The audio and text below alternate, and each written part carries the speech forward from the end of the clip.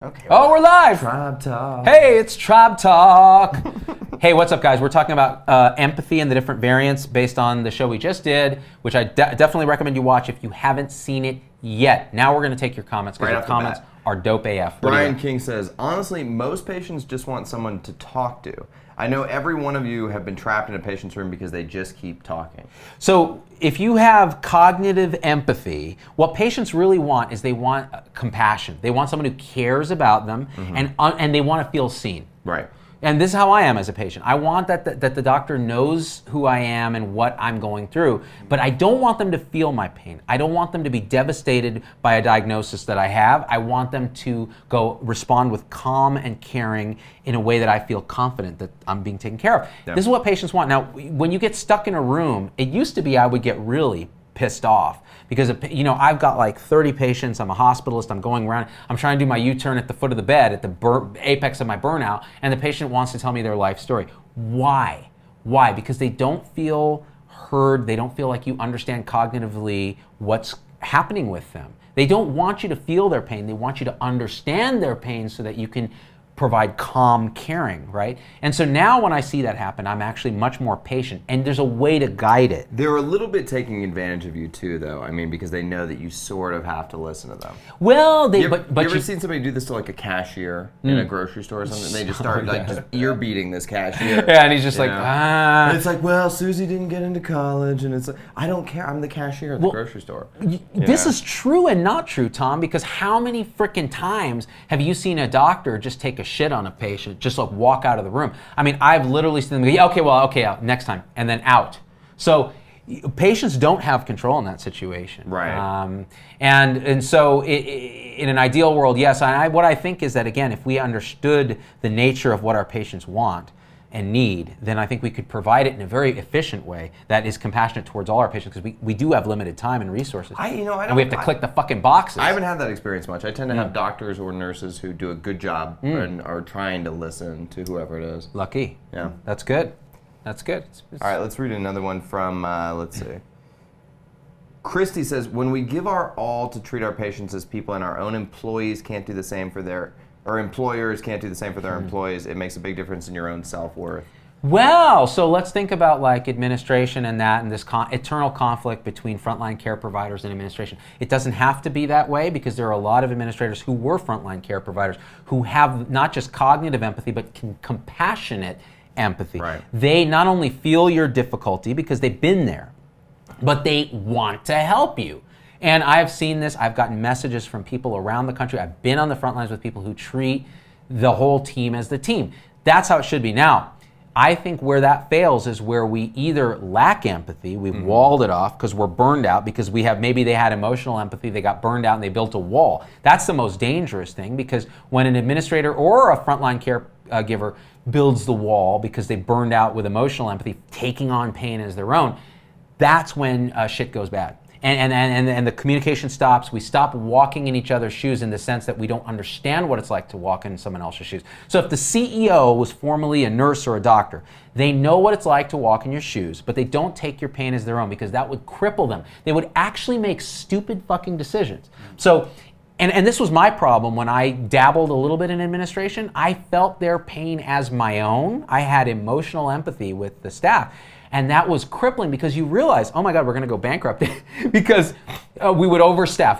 Like everybody needs as much staff as we can to do the best job we can. Well, that's going to break the company. So you need to be compassionate and say, look, there's a limit to what we can do with our resources, but I know what you're going through, so let's see what we can do. And it's not work smarter, not harder. Right. All right. It's something different. It's understanding and fixing the problem from a place of compassion, which takes work, and it takes communication, and it takes talking, and it takes being on the front lines and going there, right? Roberta says, I didn't have this info years ago. Over 40-year career, have burned out at least 5 times. That's a lot. And or is that standard? I mean, I don't know. I mean, I think it's a question of, most people burn out once and quit. And to burn out 5 times shows the dedication to the craft, you know what I mean? And you know, I think, again, the type of empathy you're showing, you can easily be prone to burnout. When my mom came on the show over the weekend, she was talking about taking these. She didn't really talk about it because here's the thing. My mom, when we did the show, she went into professorial psychiatrist mode. But when I was talking to her before the show, she was telling me very personally what it felt like when your patient commits suicide. She took it as her own sort of thing, and it was debilitating. And I wanted her to talk about that, but I think she was too professional to do that. And it's that kind of difficulty sort of separating ourselves that will lead to burnout. And in a way, I mean, that's why my mother was happy to retire 7 years ago, because she didn't want to feel that anymore. But counterpoint. Yes. Neil Young said, it's better to burn out than to fade away. Neil Young is awesome, by the way. Alabama, you got the rest of the union to help you along. What do we got? Someone made an interesting comment. I don't know who it was, but they said taking care of kids has been the most difficult nursing they've ever done because of the emotions involved. Now this again is emotional empathy. Oh my gosh, a kid suffering. That's why I couldn't do pediatrics, because I had so much emotional empathy. I would feel their pain and what it was like to be a kid and their families as my own. Man, devastating. I would hear a kid cry in the ER and I would just get emotional. Not okay if you're trying to survive and thrive and actually provide good care, because if you feel that way about kids, you're not going to do the lumbar puncture, the spinal tap, because you're going to be like, you know what, that's going to hurt this poor kid, and does he really need it? Yeah, he needs it because you're ruling out meningitis. So the compassionate thing is, I understand what you're feeling, we're going to make it as comfortable as possible, but we're going to do this damn LP because otherwise you could die, and that's worse. So these are the kind of things as frontline practitioners we have to weigh. And it has to be sustainable. Pediatric nurses generally are very good at this, actually. Oncology nurses are very good at this. If you feel everyone's pain. My first week on oncology at Stanford, man, I had breakdowns every day. I was in the freaking stairwell, like rocking back and forth, like Rain Man, because it was so emotional, feeling what it's like to be 25 and have a terminal cancer diagnosis, and being 25 and feeling that as your own. That kind of emotional empathy will destroy you. Pure cognitive empathy, understanding their situation, but not having a desire to help, that is not a good caregiver, right? So you have to have compassionate empathy. You know what they're going through, you don't take it as your own so you don't burn out, but you care and you have concern. What if you never know what they're going through? Like if you've never had the initial empathetic experience, how do you get to compassionate empathy? Right, so you can't. Right. You can't. And this is my feeling. Now, I don't know if there's data on this, but like there are humans that are unable to have, they don't have a theory of mind. They cannot put themselves in someone else's shoes. They cannot say what another person is feeling. Certain types of people on the autism spectrum have this, but they can be very smart. They can be otherwise reasonably adjusted, but they are unable to have that empathic thing. So the question is, can they be compassionate? Can they feel love in the face of suffering if they can't recognize suffering? That's a tricky piece. We all know surgeons and radiologists and other specialists who may be limited in their empathic skill. In other words, they just can't figure out what somebody's feeling, but they're amazing at their jobs. Candy says, to say patients take advantage of doctors because they know the doctor has to listen is very scary. The patients don't want to be sick. Yeah. But there are people who are using this. There are manipulative patients, and we see it. Would you call them social admins? The social admin. Or is that am I getting that wrong? Well, you know what? You're conflating some things. Yeah. But so just to clarify, a social admin is someone's admitted to the hospital because of social reasons. They don't have insurance. They don't have a home. They couldn't get follow-up, etc. Okay. So it's not necessarily right. Yeah. Patients who might manipulate that might be patients with personality disorders who are looking for a certain type of attention to fulfill a deep need that they have, and they know that the doctor's there or the nurse is there, but it's unusual, actually, honestly, Tom. It's more that that people are looking to be seen and heard, and we are quick to actually go, oh, this is a manipulative thing, or it's somebody trying to do something. But I don't think that's necessarily always the case. Now, there are always patients, we all know them, right? We all know them who do that, but even they are suffering from a kind of suffering. And if we recognize it as suffering, we can figure out how to respond compassionately without burning ourselves out or enabling their suffering to continue, right, by feeding the beast. Let's see. Brian Berthoud, I think that you can never know what the other person is going through because it's our life experiences that drive our perceptions, etc. Well, I think some of the most empathic people are able to deeply feel another person. They can read expressions very well. They have advanced elephant sensors that unconsciously can really detect these patterns, and so they can get close. But you're right, everyone's experience is your own. The only way you can share it is by talking about it. Is Tom's shirt black or blue or white or gold? You're wearing one of those shirts. So. You'll never know the answer. The world will never know. The world will never know. Let's see. So Erin Bidwell has a horrible attachment problem. I work with geriatrics. They become part of your extended family. When you lose one, you are close to, it takes a new level away from me, or it takes it to a new level for me anyways. I will never forget the first resident I lost. So Erin, so yeah, now, and is it wrong to become attached and close to your patients? No. Is it dangerous and unsustainable to feel every loss as if it were a family member? Yes. Yes, because you can't sustain that without hurting yourself. And there is a theory, and my mom and I discussed this on the show, that women suffer depression at a higher rate because they tend to score higher on emotional empathy scales. Their personal sense of being is more wrapped up in how others feel and how others are suffering, and they take that as their own. And is this a reason why they have slightly higher levels of depression? So it's worth exploring, right? It also makes them wonderful human beings. Not true, Z. We're all equal. Some are more equal than others. I'm an Alzheimer's dementia nurse, and I have an enormous compassion, says Tommy Billups, and I don't have a personal connection with this disease. However, I have the ability to place myself in their shoes and work with my heart, allowing it to lead me. Tommy. So, Tommy, here's the thing. Or Tommy. I don't know how to say your name, but it's a beautiful name, T-O-M-I. The question is, you can put yourself in their shoes, but do you take their pain as your own? And if you take your pain as your own, you're going to have, according to this article, a fight or flight cortisol response that isn't sustainable, and you might make dumb decisions, according to some scientists who study this, because you will act from fear or pain or whatever, just as the patient is feeling it. But it sounds to me like you're describing compassionate empathy, which is you understand what they're going through, you want to help them, and you let the understanding of what they're going through guide your actions compassionately. That's a beautiful thing. Austin says, we need tweets when you guys are going live. I keep missing the first 10 minutes of these. We should tweet it out. Yeah, we could tweet it out. That's easy. For our but Twitter users. It's quite easy, guys. We're usually live at 4 p.m. Pacific, usually, plus or minus a few minutes. Around there. Around, yeah. And it's a little tricky because sometimes we have technical difficulties that make it hard. But when we get our studio, which, by the way, we're signing a lease soon, you will see a much more regular schedule because we'll have controlled environment.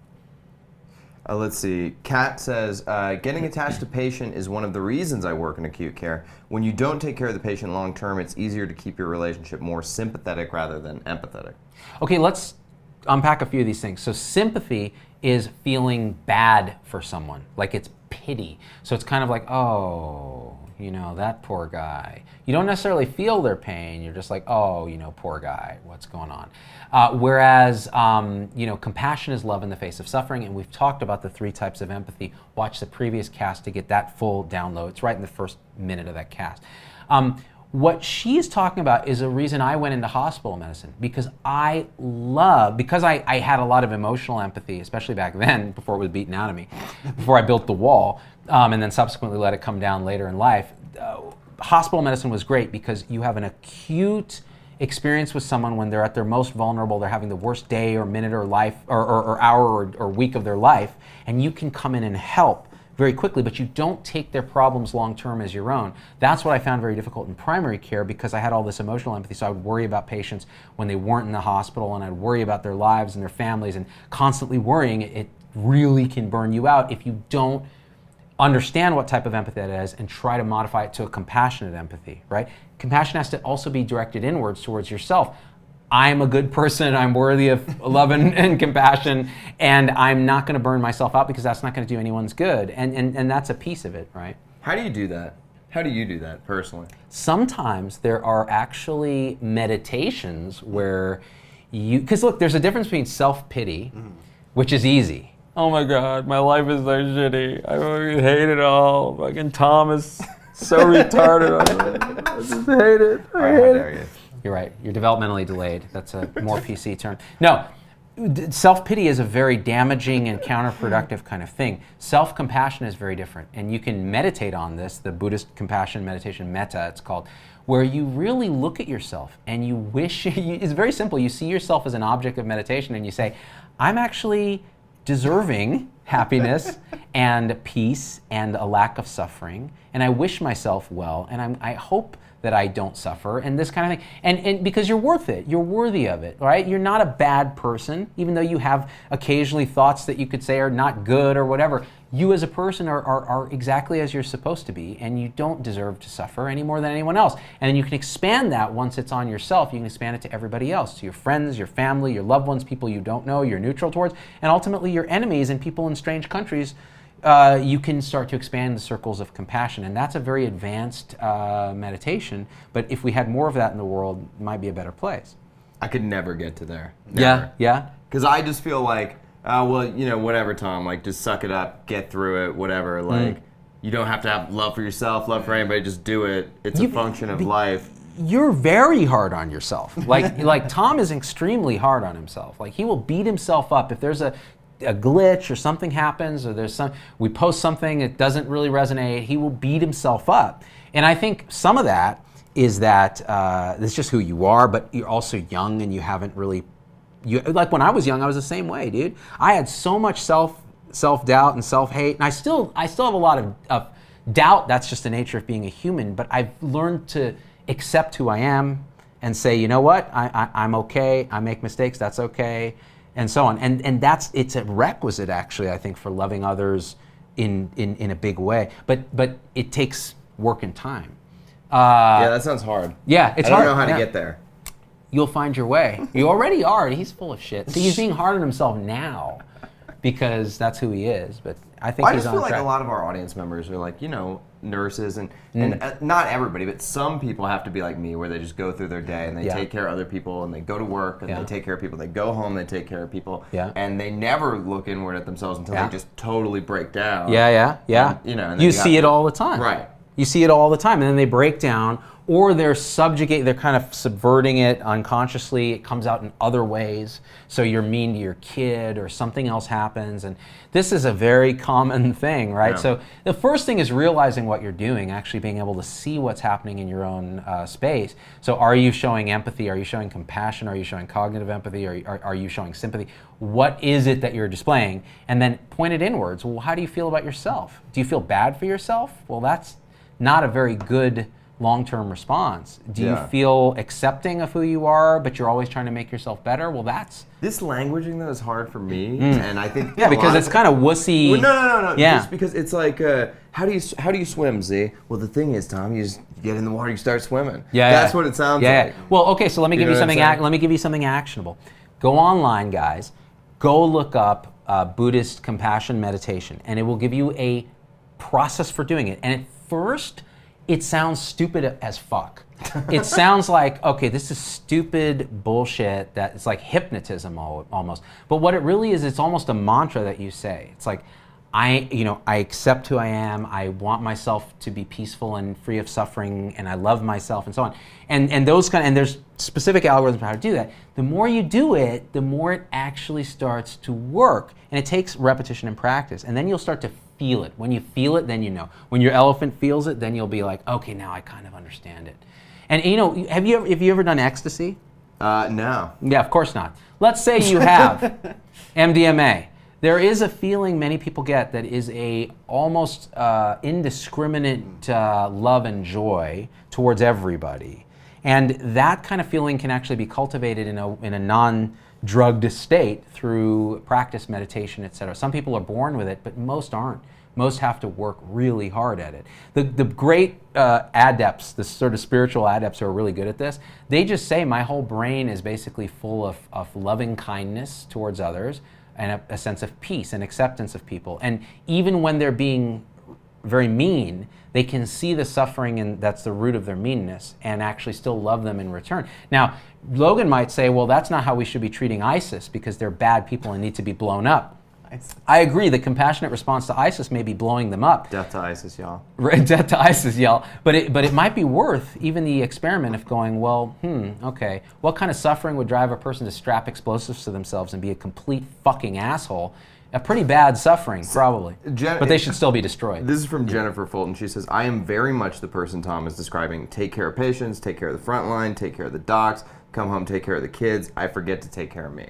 Yeah. And I think it's super common. It's very common. Because I think you're well-adjusted, and I'm not well-adjused, and a lot of Americans aren't well-adjusted. I've never been accused of being well-adjusted. I think you are, because I met the Z parents, and they are totes adorable. Well, look, I'll be honest with you. If you talk to my wife, she'll say, I struggle with stuff all the time. And it's a function of practice and work and getting older. And also, so the people who are struggling, like the commenter just now, like, yeah, this is hard, guys. And you shouldn't beat yourself up about it, because it's fucking hard. It's not easy, and I'm not really good at it. It's just that since moving to Vegas in particular 5 years ago, I've made it a point to try to improve how I interface with myself and with others, and I'll lose it from time to time. Yeah. You've seen me lose it. So like, we're not perfect, but we have to accept ourselves as being as perfect as we can be at that moment, and always the next moment is coming where we could be a little bit better. Right? Well, I don't think it comes from a place of self-pity. I think for me, the story I always tell myself is, this is an ultimate compassion, empathy, sacrifice that I'm making for everybody around me, because I'm giving everything outward, and I'm not, I'm not keeping anything in the tank for myself. Right. I'm just giving all I got, and then I'm going to collapse. You're going to collapse, yeah. And hopefully somebody will take care of me, maybe. Yeah, and again, relating it to empathy, it's not a sustainable scenario, right, because you're not saving any compassion for yourself. And I think again, like, look at a Buddhist monk, like, they're living in a cave and all that. They're very self-sacrificing, but they're not self-flagellating per se. In other words, they're not inducing pain in themselves necessarily to help others. They do it in a way that's a detached kind of love, and it's sustainable, it's growable, and it actually brings them joy. So Matthew Ricard, who was a scientist before he became a Buddhist monk, they've studied his brain. When he meditates in an empathic way, feeling other people's pain, the parts of his brain light up that show stress response, bad things. When he meditates on compassion, in other words, love for people in the face of their suffering, and you can practice this, man, his brain lights up in the joy areas, in all these sort of altruistic areas, and he describes self-described feelings of just, this is bliss. And don't we want to feel better and be more happy in our lives? I think that's the way. Happiness isn't found outside or inside, it's actually found between, in loving other people, which sounds really stupid. Yeah. It sounds stupid when you say it. That's why I try not to say it that much. You have to feel it and actually practice it and be quiet about it. Just do it. And your example will inspire others in the end. Well, you get into one of those conversations where you're like, listen, you can only really operate from a place of either fear or love. Oh yeah, the Oprah. Yeah, it's like, Yeah. There's only fear or love, people. And Twinkies, because I'm Oprah and I eat those. And fear, love, or trans fats. By the way, the other day we came up with probably the best rap Don't name. say this. Should we not say it? Don't say Do it. Trans fat. So the best rapper ever. Yo, check it out. It's like, and the idea was that he's a pre-op transsexual who's also an incredible rapper, and he calls himself trans fat, even though he's not actually, he doesn't have any desire to be transgender. He's just trying to ride some kind of wave. And we thought of this whole character, and then we thought, that's the stupidest thing ever. Never say it on the fucking show. And I just said it. You just said it. I just said it because I love you guys, Deepak. There's nothing between us. There's nothing between us. Fear, love, or trans fats, a brand new name, Heather Courier. Michael Murphy, as a paramedic, we see a lot in the field. Thank you for your service, Michael. We have to learn to let go and learn to go in with a clear mind. They want to help and empathy to go hand in hand. It's hard to separate the two. It can leave you feeling heartless at points, Michael Murphy. Michael, how many times have we gone into a scene feeling like we're being heartless because we're not showing all this, like, feeling their pain?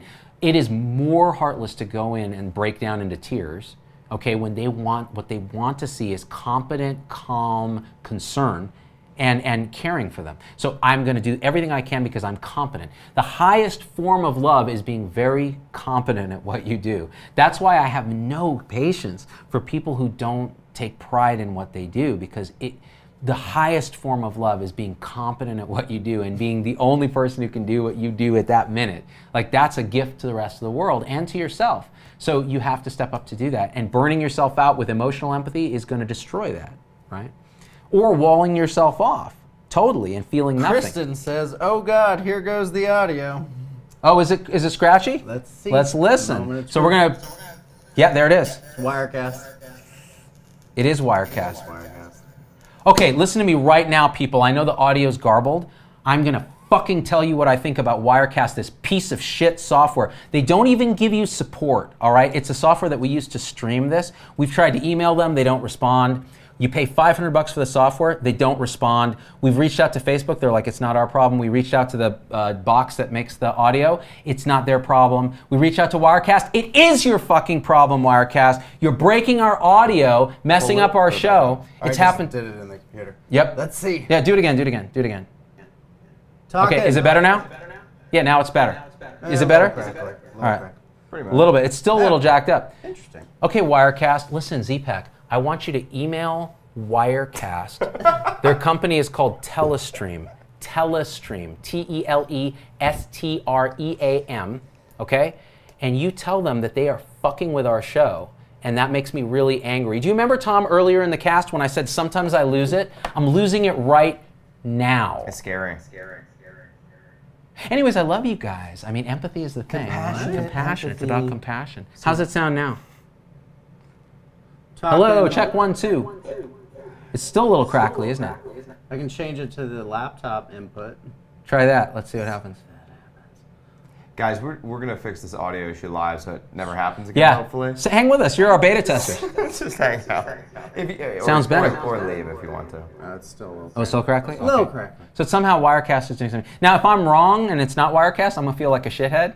But you know what? It's actually pronounced Shatid. I think it's them. I think it is them. Anyway, you want to call the code on this one or you want to keep casting? No, I think we did good here, guys. I thank you for being part of this conversation. We're going to go through and look at your comments.